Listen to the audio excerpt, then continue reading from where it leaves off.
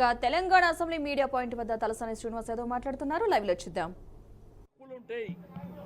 ఒక పార్టీకి సంబంధించింది కాదు, మీరు ఇక్కడ పెద్ద మనిషిలాగా ఈ సభకు నాయకత్వం వహిస్తున్నారని చెప్పారు.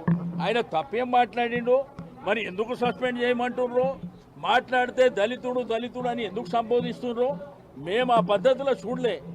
ఆయన ఒక గౌరవప్రదమైనటువంటి శాసనసభాపతిగానే మేము చూసినాం తప్ప మేము వ్యక్తిగా కానీ కులపరంగా కానీ చూసినటువంటి దాఖలాలు లేవు.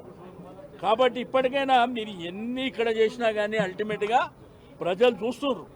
ఇక్కడ ఏమి జరుగుతుందో ప్రజలు చూస్తున్నారు, ఎవరేం మాట్లాడుతున్నారో చూస్తున్నారు, ఎవరు వల్గర్గా మాట్లాడుతున్నారో చూస్తున్నారు, ఎవరు బుల్డోజ్ చేసే ప్రయత్నం చేస్తున్నారో చూస్తున్నారు.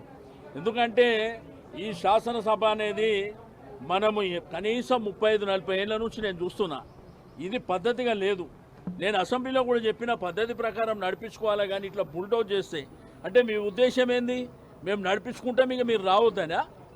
మీరు రావద్దనుకోని ఇట్లా మీరు అట్లా డిసైడ్ చేసుకుంటే మేము కూడా ఆలోచిస్తాం. కానీ ఇది పద్ధతిగా లేదు. అక్కడ జరిగింది మీరు కూడా టీవీ లైవ్లో చూడండి. ఆయన అన్పార్లమెంట్ కానీ కించపరిచినట్టు కానీ ఒక్క పదమన్నా ఉందో మీరే ఒకసారి చూసి ప్లే చేయండి.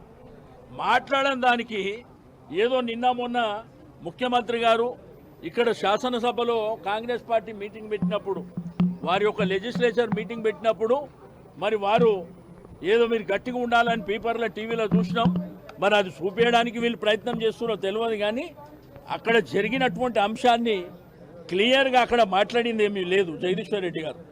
రెండోది, ఆయనకు వచ్చిన అవకాశాన్ని మధ్యలో వాళ్ళు ఇంటర్వ్యూన్ అయ్యి ఓసారి ఒక విప్ గారు మాట్లాడతారు, ఒక మంత్రి గారు మాట్లాడతారు.